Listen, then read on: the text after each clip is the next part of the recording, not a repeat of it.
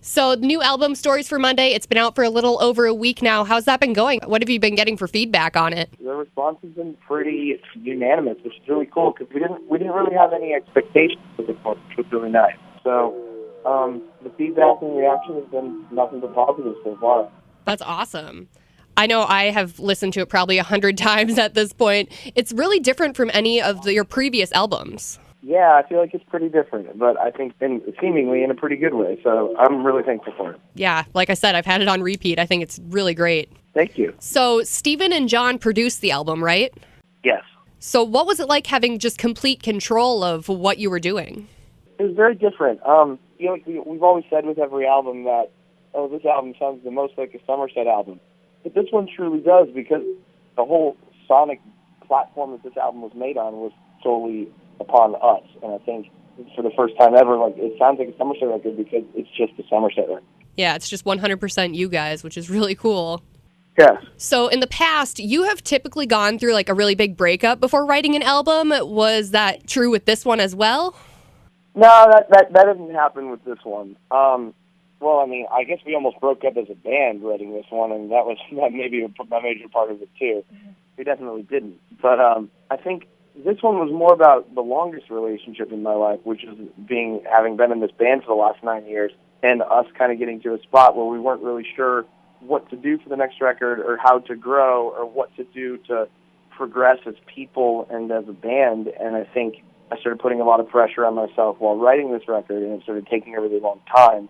It wasn't until we sat down as a band and thought that maybe we had run its course and that it was time maybe to just finish the record and put it out as a farewell that I was finally able to let my guard down and just make a great record. And then we finished the record and realized, oh my God, this is really good. It would be a shame to call it a day. And you'd have a lot of really upset fans if you would have done that. Certainly. So next Tuesday, we're going to be debuting the song Missing You on Mix 94.9. What's the story behind that song? First off, thank you. That's awesome. I guess Missing You is kind of this bipolar love song that's like a conglomerate of all the relationships I've ever been in. I guess it's not really one specific person. But I think everyone kind of can relate to this idea that, I'm broken up with someone and I want the best for them, but I really also just want the best for me. I think it's kind of a self-help song about convincing yourself that it's time to move on and be okay, and that you can be okay, and that you will be at the end of the day. I think it's just kind of about the trials and tribulations of being in a relationship, or the trials and tribulationships, if you will. I think this is probably the easiest, one of the more danceable songs on the record and the easiest to sing along to. But underneath the surface, there's kind of a lot going on, and I love that. And then what was the inspiration behind the music video for the song? Really proud of the music video. I just wanted to do something that visually represented kind of how the back and forth of the song. I think I described the song as a bipolar love song, or a bipolar breakup song. I think the song goes through a range of emotions from I woke up today and I'm doing great, but I'm not missing you, but I want to know how you are, and I hope you're okay too, and I know this part of our relationship is tough, and I think we were in this studio, and I wanted to perform in front of this screen that was kind of where the weather behind us was ever-changing in the way that the mood of the song was changing. So it goes from sunrises to thunderstorms to snowstorms to back to sunrises, and I think it's kind of just signifying that it takes a lot going through a relationship. So you guys played the Bernie Sanders rally last week in Wisconsin. What was that experience like? Man, that was probably one of the coolest things I've ever done in my entire life. Not every day someone in that position reaches out to you and asks you if you would like to play a rally for somebody that you stand behind and that you believe in and that you are just honored to do. And it was really cool, and he was so nice and just a really normal guy to us. And we talked about music for a little bit.